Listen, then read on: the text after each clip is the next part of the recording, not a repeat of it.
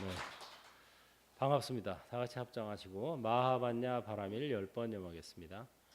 마하반야 바라밀 마하반야 바라밀 마하반야 바라밀 마하반야 바라밀 마하반야 바라밀 마하반야 바라밀 마하반야 바라밀 마하반야 바라밀 마하반야 바라밀 마하반야 바라밀.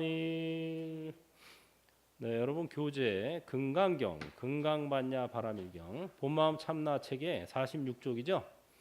거기서 그 법회가 열리게 된 동기부터 49쪽 중간에 개송까지 먼저 함께 읽겠습니다. 제목 3번 하고 읽고 읽습니다.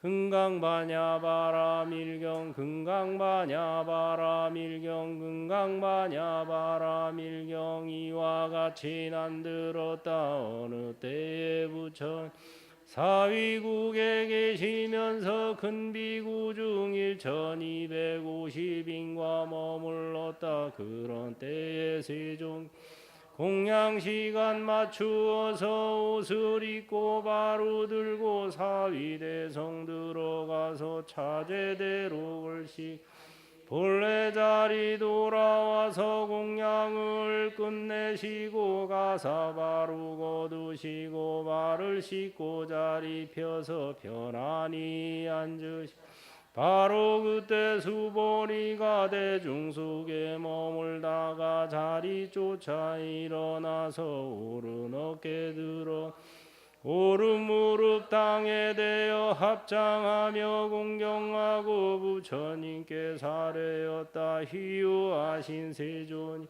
열애께선 모든 보살 훌륭하게 혼념하고 부촉하여 주십니다. 세존이여 선남자와 선여의 최상가는 보리 마음 바라고자 할진대는 그 마음을 어떻게 머무르 어떻게 항복받아 마땅함이 되오리까. 부처님이 말씀하되 기특하고 수보리야 내가 방금 말한 바와 똑같아서 열애께서 모든 보살 훌륭하게 훈념하고 부촉하여 주는 내가 지금 정신 차려 잘 들어라. 너를 위해 설하리라. 선남자와 선녀 최상가는 보리 마음 바라고자 할진대는 그 마음을 이와 같이 머물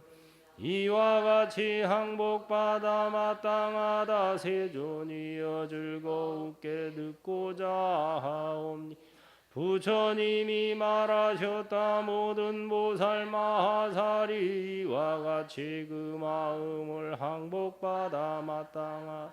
있는 바에 일체 모든 중생들을 알로나건 대론 습기에서 태어났건 변화에서 태어났건 형태 있건 형태 없건 감관 있건 감관이 있는 것도 없는 것도 아닌 것을 내가 모두 무여열반들 수 있게 제도하리 생각하. 이와 같이 무량무수무변 중생 제도하되 실제로는 한 중생도 멸도하니 없는. 왜 그런가 수보리야. 혹시라도 보살로서 나라거나 남과 다른 나라거나 살아있는 나라거나 목숨이 계속되는 나라 하는 그런 생각 가진단 참된 보살 아니. 또한 다시 수보리야. 보살이면 법에 있어 머무르는 바가 없이 보시해야 할 것. 이르자면 물질에도 머무르지 아니하고 소리 향기 맛과 감초 아르마디으디 머무르지 아니하고 보시해야 마땅하다. 보살이면 이와 같이 어떠한 모양에도 머무르면 안 되니라. 왜 그런가 혹시라도 보살 어떠한 모양에도 머무르지 아니하고 보시하면 그 복덕은 헤아릴 수 없는 수보리야 너의 뜻에 어떠하냐 동방허공 헤아릴 수 있겠느냐 아닙니다 세존이여 헤아릴 수 없음 수보리야 남서북방 사유상하 허공들을 헤아릴 수 있겠느냐 아닙니다 세존 수보리야 보살이 일체 상에 머무르지 아니하고 보시하면 그 복덕도 이와 헤아릴 수 없느니라. 수보리야 보살이면 남한응당 이와 같이 머물러야 하는 수보리야 너의 뜻에 어떠하냐 몸뚱이의 영상으로 열해 볼 수 있겠느냐 아닙니다 세존 몸뚱이의 영상으로 열해 볼 수 없습니다 왜냐하면 열애께서 설하심 몸뚱이의 영상이란 몸뚱이의 영상이라 말할 수가 없습니다 부처님이 설하 무릇 영상 있는 것은 한결같이 허망하다 서른둘의 겉모습이 열애 아니만다 열애 또한 볼 수 있다 원이차 공덕 보급어 일체 아등여 중생 당생극락구 동견무량수 개공 성불도 네. 잘 읽었습니다. 금강경은 이 독송들을 많이 하는데 한문으로 독송하면 뜻이 좀 안 들어오고 한글로 독송하면 운이 안 맞아요. 단체로 합송할 때. 그래서 제가 고심 끝에 만들어낸 게 넉자백이 금강경이에요. 넉자 3사조 4사조 단위로 한글 번역을 해서 함께 합송하기 좋게 그리고 이제 뜻도 잘 들어오게 이렇게 만든 겁니다. 이게 고심 끝에 역작이죠. 한때 금강경 마스터 과정이라는 과정을 만들어서 제가 국사함에 있을 때부터 금강경을 독송하고 수지 독송하고 또 이제 해설하고 또 뭐 같이 실천하는 그런 그 이제 것들을 함께 했었죠. 그러다가 이제 좀 다른 경전도 좀 해야 되겠다 싶어서 그동안 이제 쭉 한 10년간을 다른 경전 위주로 하다 보니까 그동안에 금강경은 안 했는데 이번에 이제 다시 한번 금강경을 돌아보는 시간을 갖게 됐습니다. 그래서 금강경이 사실 그렇게 긴 경전이 아닌데 양나라 때 그 무제의 맏아들인 소명태자라고 있었어요. 소명태자가 이걸 32분과로 나눠놨어요.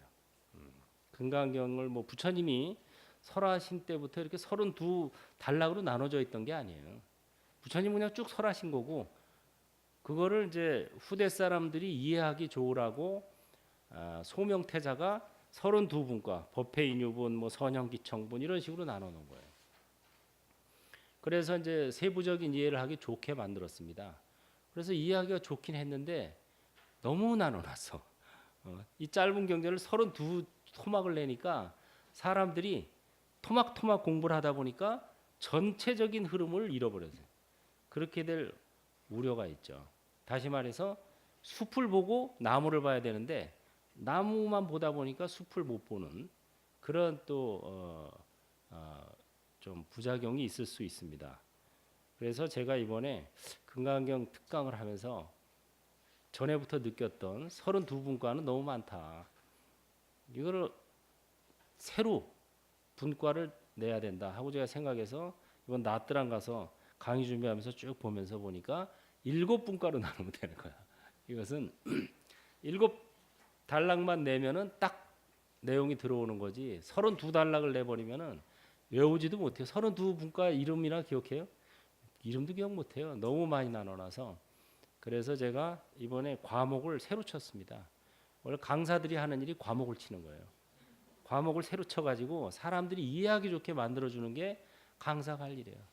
유마경도 제가 이번에 가서 A4 용지 한 장에 딱 정리했어요.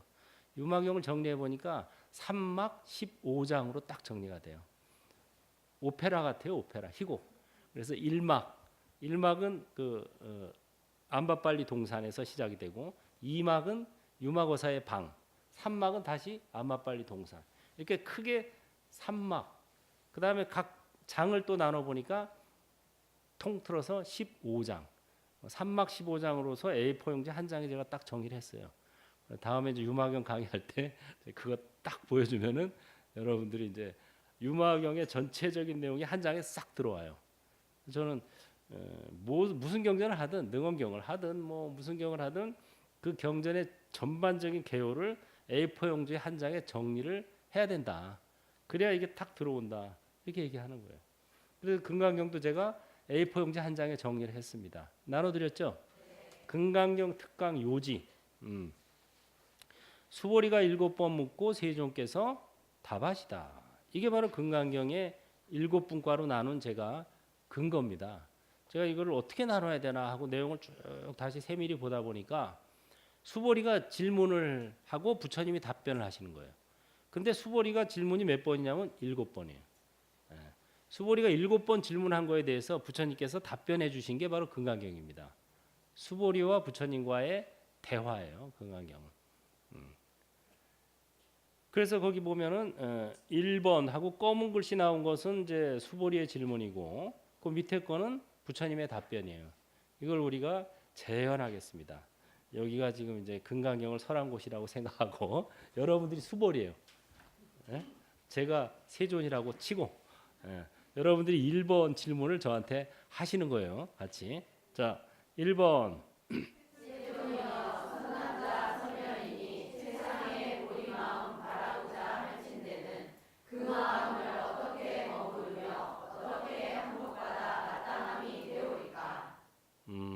마음을 항복받는다고 마음과 싸우지 마라. 머무르지도 마라. 몸과 마음은 아바타야. 중생도 아바타. 열애도 아바타. 이렇게 보고 전할 뿐이다. 2번. 잘못 어떤 중생들이 이와 같은 어설 잠고 얻었고 진실스러운 믿는 마음 일으킬 수 있으니까. 있기는 하겠지만 사실상 중생이랄 것도 없고 얻을 것도 없다. 모든 것은 아바타이기 때문에. 다만 머무는 바 없이 그 마음을 내면 복덕이 최상이다. 3번. 그렇다면 이 경전을 어떻게 읽음해야 할 것이며 저희들이 어떻게 받들어서 지녀야 되오리까. 금강반야 바라밀로 이름하고 이렇게 받들어서 지지어라. 이것 또한 아바타라고. 4번. 선남자 선녀인이 세상과는 깨달음의 마음을 내었다면 그 마음을 어떻게 머무르고 어떻게 항복받아 마땅함이 되오리까. 마음과 싸우지 마라. 머무르지도 마라. 일체 중생을 제도하리라 마음 먹고 머무는 바 없이 베풀어라. 바라보고 바라봐 아바타로 바라봐. 5번. 잘못 어떤 중생들이 미래세의 이런 법을 듣고서는 믿는 마음 되오리까. 그 사람은 중생도 중생이 아닌 것도 아니니라. 이름이 중생인 아바타일 뿐. 6번. 부처님이 얻으신 세상과는 깨달음은 얻는 바가 없습니까. 얻을 것도 줄 것도 없다. 중생도 아바타, 부처도 아바타, 법도 아바타이기 때문에. 7번.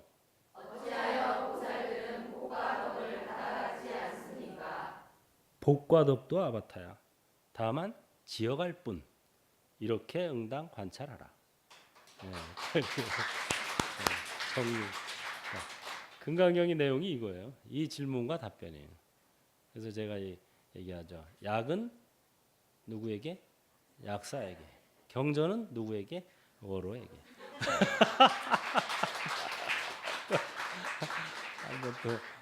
한번 웃자고 했습니다. 약은 약사에게, 경전은 어로에게. 이게 중요한 거예요. 이 금강경을 수지 독송하고 공부하고 이런 사람들은 많지만 금강경의 내용을 전체적으로 개요를 파악해서 아 이게 이 소리구나 하는 것을 정확히 알고 실천하는 사람은 많지 않습니다. 무작정 외운다고 뭐 되는 건 아니에요. 물론 뭐 외우지도 않는 사람보다는 낫겠지만 내용을 잘 알아서 파악하는 게 중요한 거예요.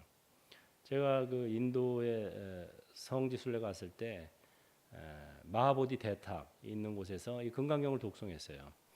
그 우리 단체가 탁 앉아가지고 나무 밑에 그 앉아서 금강경을 이 넉자백이 금강경 이거 한 거 이걸 탁 읽고 쫙 독송을 하니까 바람이 슉 부는데 기분이 상쾌해지더라고. 그러면서 어떤 소리가 들렸냐면은 기특하고 기특하다. 이거 싸도 선제라. 이런 소리가 들리더라고요, 진짜. 그래서 야 이거 좋구나, 진짜. 기원정사 가서도 이 금강경을 독송했어요. 그랬는데 그 가이드 하는 사람이 우리가 금강경 앉아서 독송하는 걸 사진 찍었는데 우리 머리 위에 무지개가 촥 서 있. 사진에 그게 나왔어요. 그래가지고 야 이게 참 상서롭긴 상서롭구나 하고 이제 느꼈죠. 근데 금강경의 요지는 제가 이제 지난번에 그 송광사에서 금강경 법문을 해달라 그래서 가서 했는데 그때 이제 그 아바타 우리 얘기를 이제 비유를 들어가면서 설명을 해줬더니 상당히 좋아하고 잘 알아듣더라고요, 사람들이. 그래서 우리 아바타송 만든 거 있죠? 그것만 알면은 금강경의 요지가 거기 다 들어있어요. 결국은 몸과 마음은 아바타, 중생도 아바타, 부처도 아바타, 모든 것은 다 아바타다. 여몽환 포영. 환이라는 게 헛개비라는 소리인데 헛개비라고 그러면 사람들이 못 알아들어요. 뭔 소리지? 헛개비 같은 소리 하네. 아바타야. 그러면 알아들어요. 왜? 영화를 봤거든. 무슨 소리인지 알거든. 분신, 화신. 이게 실체가 있는 게 아니다. 아바타일 뿐이고. 그러니까 뭐 죽는다고 그렇게 슬퍼할 것도 없어. 새로 받으면 돼. 아바타는 계속 받습니다. 얼마 전에 그 TV에서 봤더니 환생 마을이 있어요. 환생 마을. 중국의 한 마을인데 굉장히 오지예요. 그래가지고 거기 거의 그 마을에서 독립해서 살다시피 하는데 사람들이 그러다 보니까 이 사람들은 죽어서도 다시 그 마을에 태어나는 거예요. 그래서 그 마을에 태어난 사람들의 110 몇 명이 전생을 기억하는 거예요. 애들이 이렇게 말만 할 수 있는 나이가 되면 전생을 다 기억해요. 왜? 그 마을에서 죽어서 다시 그 마을에서 태어나니까. 심지어는 돼지가 태어나서 인간이 된 경우도 있어요. 돼지가. 그 마을에서 돼지가 죽었는데 사람으로 태어난 거예요. 그래서 얘가 자기가 어느 집에서 돼지로 있었는지 다 알아요. 그 다음에 자기를 죽인 사람이 누군지를 알아요. 그래가지고 어렸을 때도 그 사람만 만나면 막 무서워하는 거예요. 피하고. 그래서 왜 이렇게 무서워하냐? 처음 보는 사람인데 저 아저씨가 나를 죽였어요. 내가 그때 돼지였어요. 그래가지고 그 말이 이상해서 확인해 봤어요. 어느 집에 돼지였냐, 어디서 죽였냐 확인해서 가서 알아봤더니 그게 그대로 사실로 드러나는 거예요. 맞아, 그 마을에 그 집에 그 돼지가 있었는데 그 사람이 그때 무슨 잔치인가 뭐가 있을 때 와서 잡았어. 그게 다. 그래서 그 마을에 사는 사람들이 한 100 몇십 명이 전생을 기억한 거예요. 이러한 경우는 특이한 경우다. 근데 왜 그러냐? 거기가 굉장히 격지오지기 때문에 사람들이 그 마을을 벗어난 적이 거의 없는 거예요. 그러니까 거의 그 안에서 살고 죽고 이러다 보니까 다시 고기로 태어나고 이런 경우들이 많이 생긴 거라, 다른 데보다. 그래가지고 여러분들 다 환생합니다. 걱정 하나도 안 해도 돼요. 우리가 죽음에 대해서 굉장히 공포를 갖거나 죽으면은 뭐 아이고 어쩌나 이렇게 뭐 슬퍼하고 이러는데 다 다시 태어나요. 걱정 마세요. 다 다시 태어나는데 걱정할 일은 복닦기 도닦기에서 내공 점수를 많이 따면 훨씬 지금보다 좋은 환경에 좋은 모습으로 태어나는 거고, 복닦기 도닦기를 안 해서 내공 점수가 없으면 지금보다 훨씬 열악한 환경에 열악한 모습으로 태어나는 거예요. 그 차이밖에 없어요. 그러니까 복닦기 도닦기만 꾸준히 하면은 죽어도 상관없어. 아니 죽으면 더 좋아. 왜? 지금보다 훨씬 더 좋은 환경에 좋은 모습으로 태어나는데 뭘? 그러니까 전에 얘기했죠. 아, 티코 타다가 저 뭐야 그랜저 뽑는데 훨씬 더 좋은 거죠. 그죠? 어떤 사람이 티코 타다가 그랜저 뽑으면 가서 고글해요. 축하해줘요. 축하해줘. 아이고 참 대단합니다. 잘 됐습니다 하고 축하해줘. 똑같아요. 그러니까 뭐 아바타라고 보면은 노병사, 탐진치가 다 해결이 되는 거예요. 그래서 이 7가지 제가 7단락으로 금강경을 쳐서 단락별로 우리가 공부를 하겠습니다. 그래서 오늘 저희가 이제 49쪽 중간 개송까지 했죠? 거기까지가 1단락이에요. 거기가 1번 질문이에요.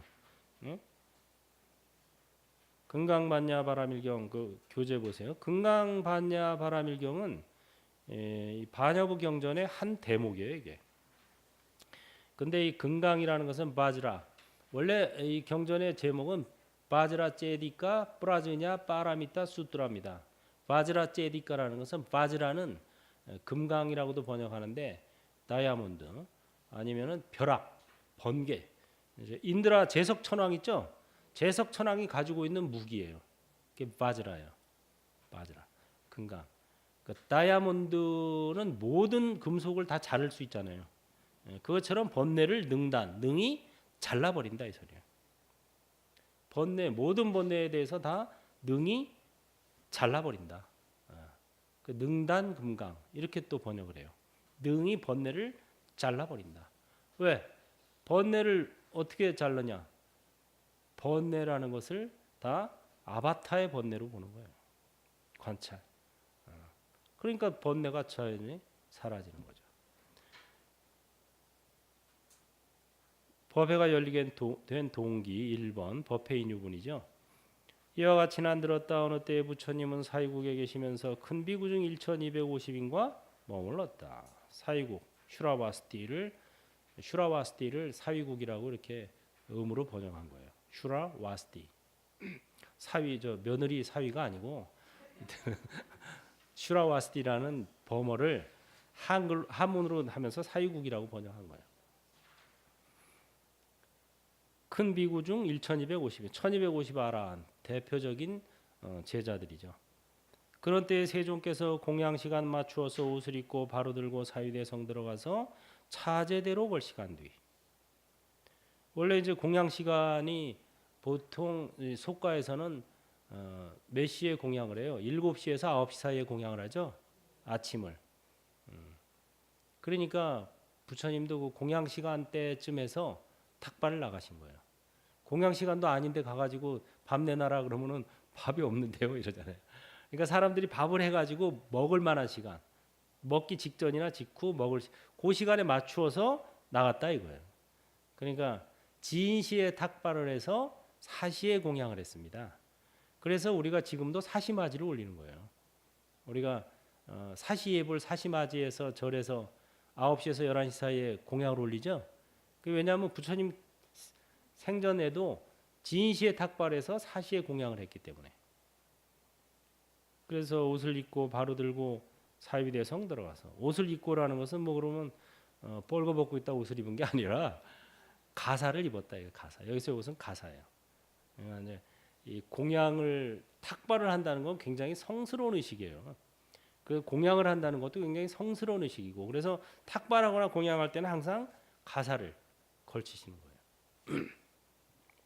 바로를 직접 들고 사위대성 슈라와스티 사위대성 들어가서 차제대로 걸 시간 뒤.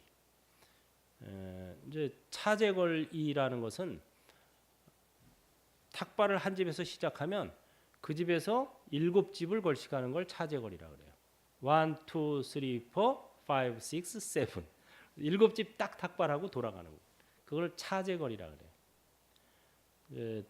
부처님 당시의 제자 중에 마까사빠는 가난한 집만 탁발을 했고 수보리 존자는 부잣집만 탁발을 했어요. 그래가지고 둘 다 유마경에 보면은 유마거사한테 허벌나게 깨집니다. 니네는 아직 평등을 몰라. 이래서 깨지는 거예요. 가난한 집만 찾아다니는 것도 평등을 아직 모르는 거고 부잣집만 찾아다니는 것도 평등을 모르는 거야. 가난한 사람은 가난한 대로 탁발을 해야 되고 복을 짓기 위해서, 부잣집은 부잣집대로 또 탁발을 해야 돼. 왜? 부자나 가난한 사람이나 똑같이 고통과 낙이 있는 거예요. 다 기쁨과 슬픔이 있는 거지. 또 다 복을 닦아야 되는 거고 돌을 닦아야 되는 거다.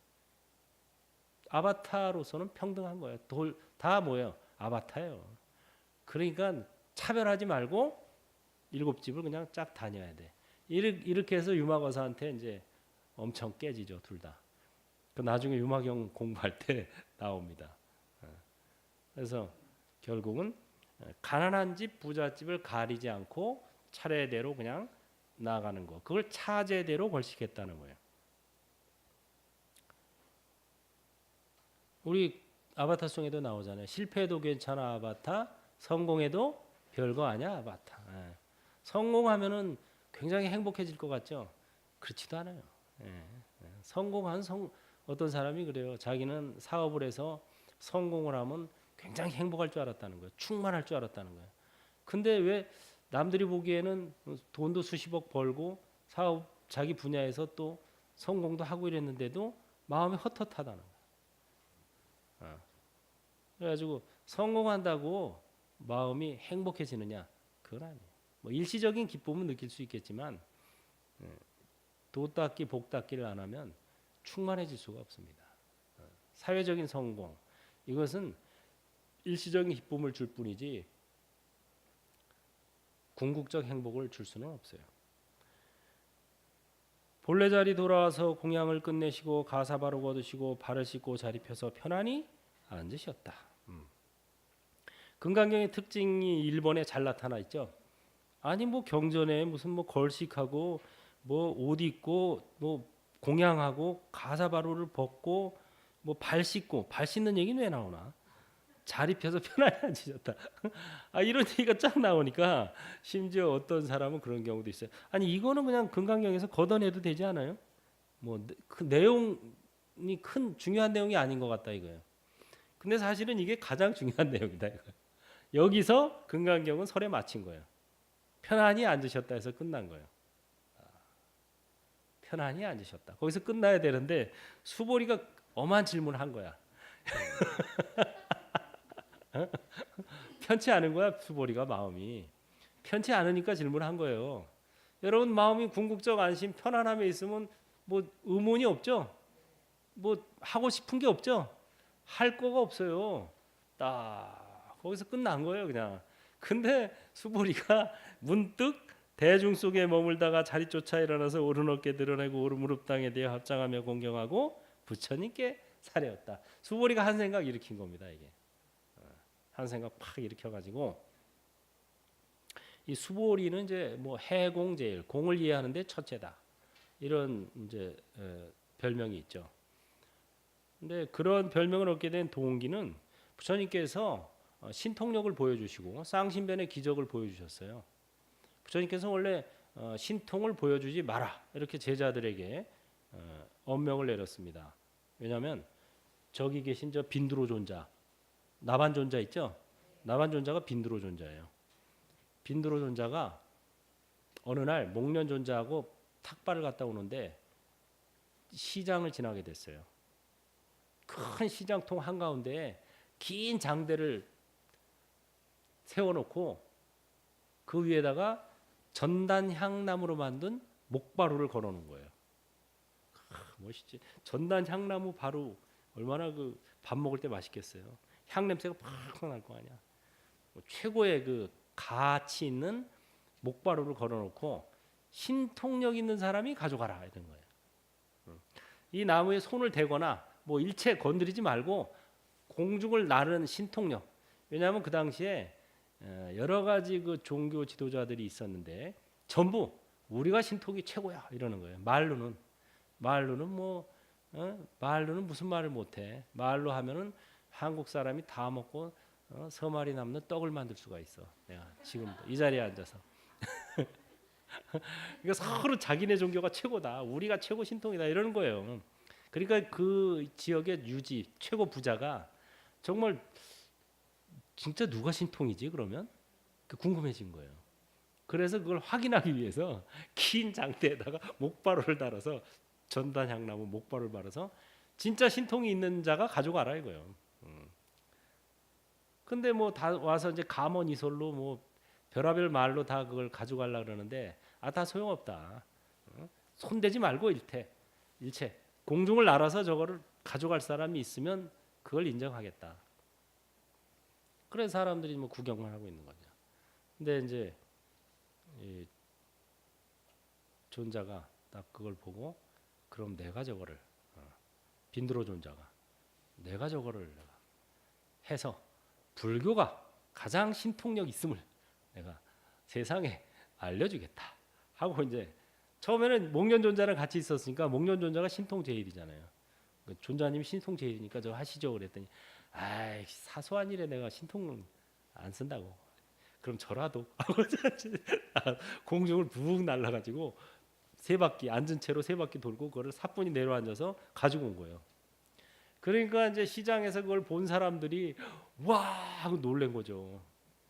그래가지고 이제 이 빈드로 존자가 이제 부처님 계신 정사로 오는 길을 막 뒤에 따라오는 거예요. 막 야 진짜 날라서 가지고 왔다 뭐 어쩌고 그리고 이제 본 사람은 본 사람들대로 따라오고 못 본 사람들은 또 한 번 더 보여주세요 하고 못 본 사람 못 본 사람들대로 따라오고 해서 막 우글우글한 거예요. 부처님께서 딱 바깥이 시끄럽다 난 왜 그러냐 가서 알아봐라 그랬더니 여차저차해서 사람들이 모여들었습니다. 그때 이제 빈드로 존자한테 빈드로 존자를 비롯한 제자들에게 일체 사람들에게 신통력을 보여서는 안 된다 하고 이제 공표를 합니다. 그러나 빈드로 너는 이미 베린 몸 이미 보여줬으니까 미륵보살님이 오실 때까지 죽지 말고 기다리면서 사람들이 불법을 잊어버릴 만하면 한 번씩 보여주거라. 이래서 지금 남아 계신 거예요. 빈드로 존자가 나반 존자가. 그래서 신통력을 보여주는 것을 공식적으로 인정받은 분 저분이 부처님한테. 그래서 우리가 정초에 나반 존자 나함기도 하는 거예요. 신통력을 보여주십사 하고서 신통력으로서 저의 한 해 동안 재앙은 소멸하고 소원은 성취해야지다 하고 기도를 하는 겁니다. 그러다 경전적 근거가 있는 기도예요. 동지기도도 동지할 때 보면 나반님한테 또 올리죠.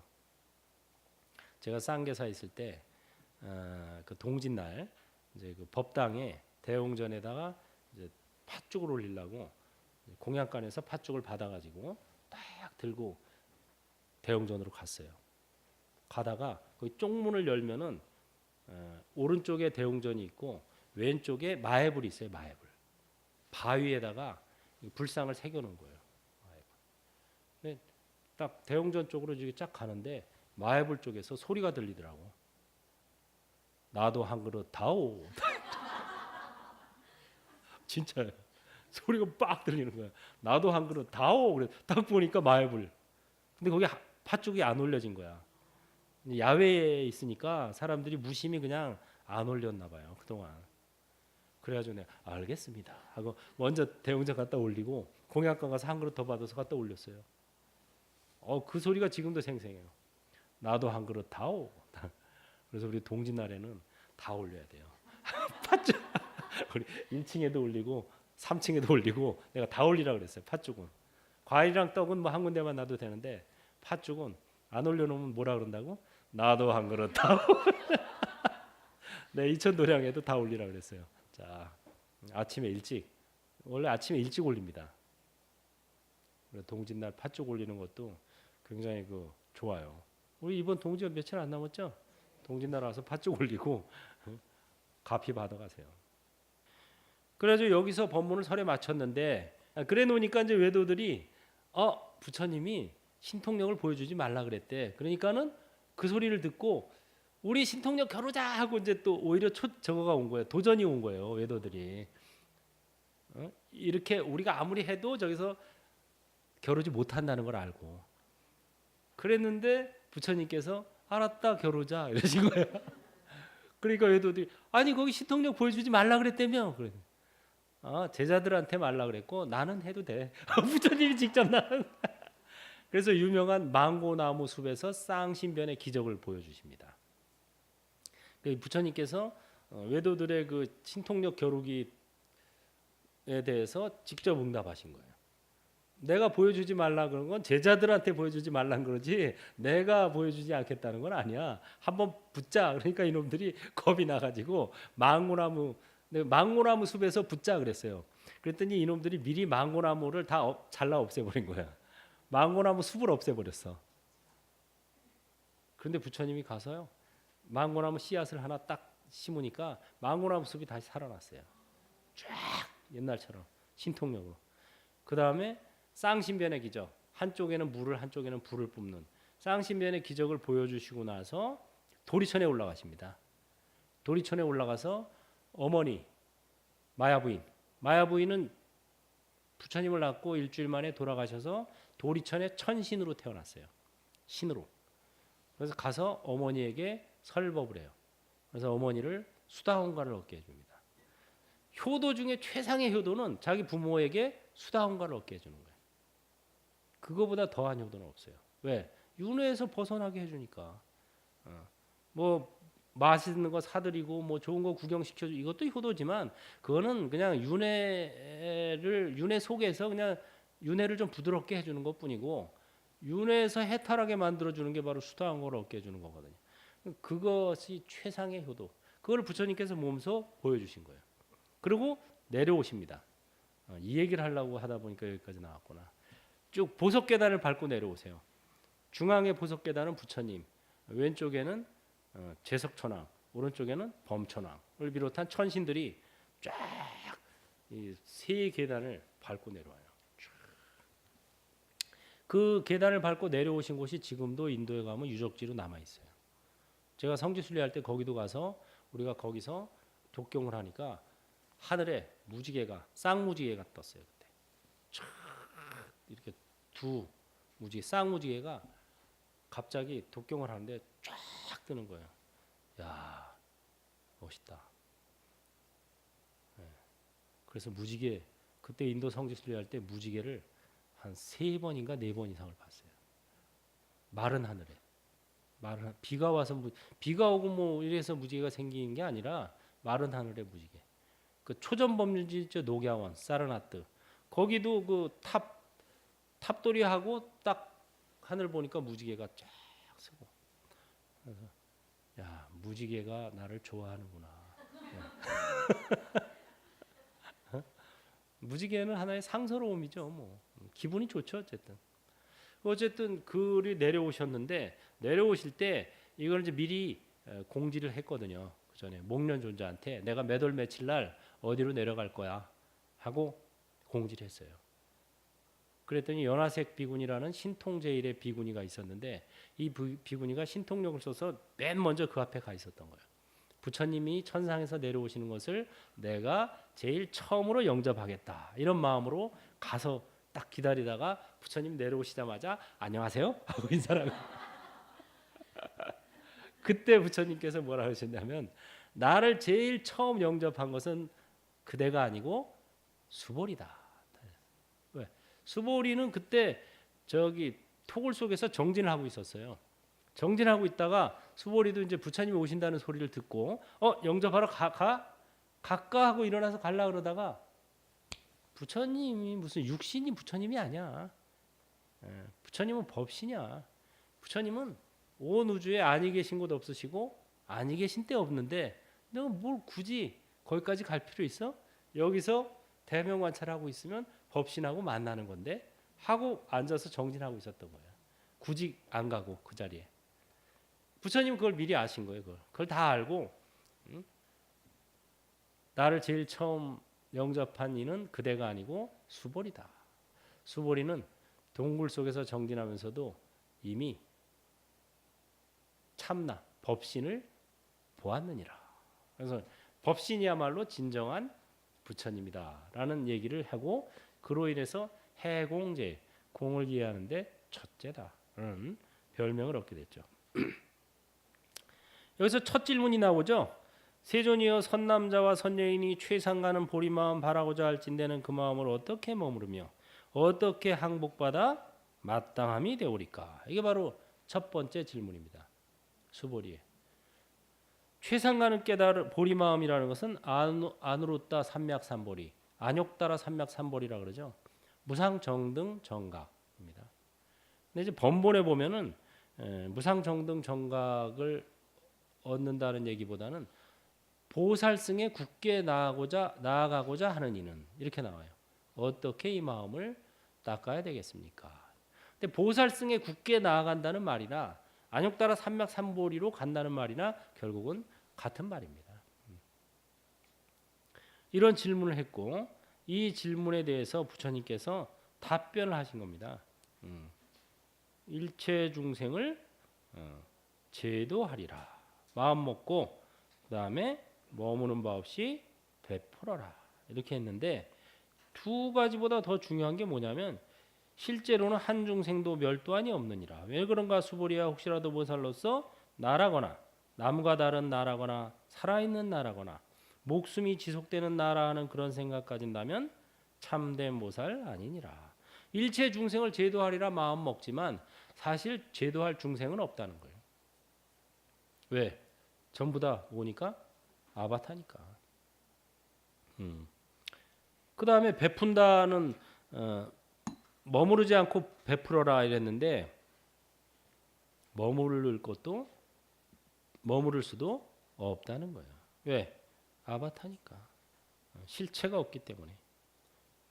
어떠한 모양에도 머무르면 안 되니라. 이게 굉장히 중요한 겁니다. 그래서 이 질문 제가 1번 질문 다시 한번 해보세요.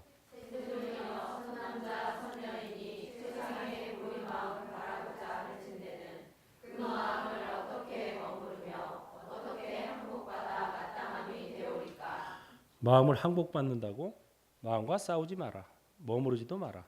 몸과 마음은 아바타, 중생도 아바타, 열애도 아바타 이렇게 보고 전할 뿐. 범소유상 계시어망 약견 재상비상 직견열애. 무릇 모양이 있는 것은 모두 허망하다. 만약에 30 이상과 30 이상 아님을 본다면 곧 열애를 보리라.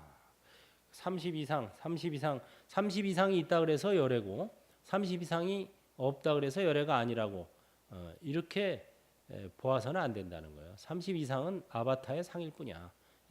진정한 열애는 법신이에요. 몸과 마음은 아바타, 관찰자가 진짜 나. 이 소리입니다. 바로 이게. 몸과 마음은 아바타, 관찰자가 진짜 나. 이렇게 봐야 된다 이 소리예요. 자, 오늘은 이 시간 여기까지 하고 또 나중에 더 하겠습니다. 다 같이 합창하시고 성불은 행불로부터 바로 지금 여기에서 몸과 마음을 관찰할 뿐 아는 만큼 전하고 가진 만큼 베풀 뿐 행불하세요.